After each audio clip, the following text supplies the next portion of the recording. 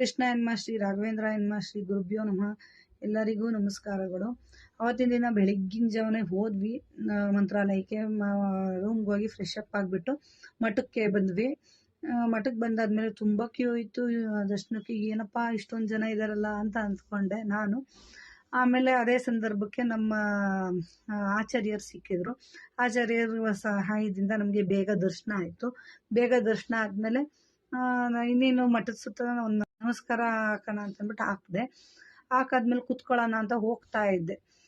ಆವಾಗ ಅದೇ ಸಮಯಕ್ಕೆ ಸುಬೇಂದ್ರ ತೀರ್ಥ ಗುರುಗಳು ಬರೋದಕ್ಕೆ ಇದು ಮಾಡ್ತಾಯಿದ್ರು. ನಂದು ಯಾವ ಜನ್ಮದ ಪುಣ್ಯನೋ ಇಲ್ಲ, ನನಗೆ ನಿಜವಾಗ್ಲೂ ನನ್ನ ರಾಯರ ಮಹಿಮೆ ಎಂಥದ್ದು ಅಂತಂದರೆ ನಿಜವಾಗ್ಲೂ ನಂಗೆ ನಂಬಕ್ಕೆ ಆಗಲಿಲ್ಲ.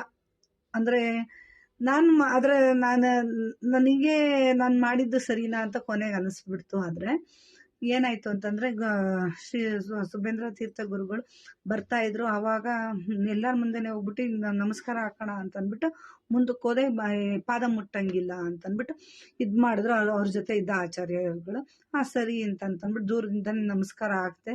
ಅದಾದಮೇಲೆ ತುಂಬ ಜನ ಸೇರಿಕೊಂಡ್ರು. ಎಲ್ಲರೂ ಸ್ವಲ್ಪ ಜನಕ್ಕೆ ಮಾತ್ರ ಪಾಪ ನಮಸ್ಕಾರ ಮಾಡೋದಕ್ಕಾಯಿತು. ಅದಾದಮೇಲೆ ಏನಾಯಿತು ಅಂದರೆ ಕೃಷ್ಣ ಎನ್ಮ ಶ್ರೀ ರಾಘವೇಂದ್ರ ಎನ್ಮ ಶ್ರೀ